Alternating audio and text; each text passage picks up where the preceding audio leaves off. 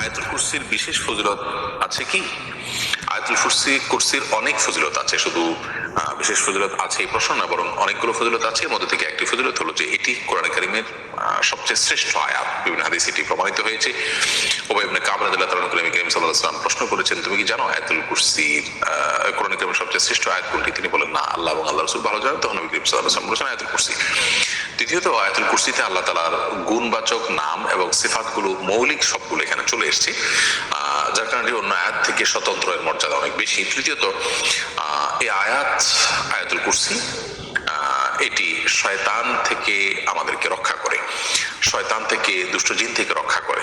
বিশেষ করে সকাল সন্ধ্যা কেউ যদি আয়াতুল কুরসি পড়ে, তাহলে সারাদিনের জন্য, সকালে পড়ে সারাদিনের জন্য, সন্ধ্যা পড়ে সারা রাতের জন্য আল্লাহ তার শয়তান থেকে তাকে হেফাজত রাখেন। তাছাড়া এর আরেকটা ফজিলত হলো যে চোরের যে চুরি, এগুলো থেকে আল্লাহ তাআলা হেফাজত রাখেন। বুখারীতে একটি বর্ণনা রয়েছে আবু হুরায়রা রাদিয়াল্লাহু থেকে, যে রাতের বেলায় কোনো ঘরে, কোনো বাসায়, কোনো জায়গায় যেখানে চুরির আশঙ্কা করা হচ্ছে, সেখানে এই আয়াতুল কুরসি পাঠ করা হলে আল্লাহ রাব্বুল আলামিন সেখানে বিশেষ করে শয়তানের থেকে হেফাজত করেন, সেই সাথে চোরের চুরি থেকেও হেফাজতের কথা অনেক উলামা কেরাম বলেছেন হাদিসের আলোকে।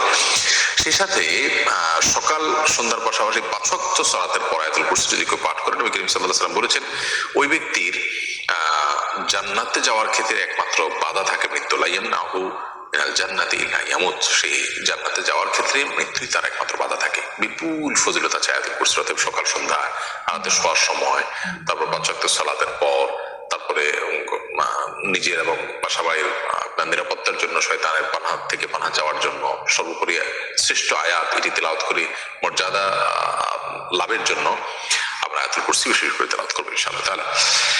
এমনি সুরি আইডি থেকে আপনি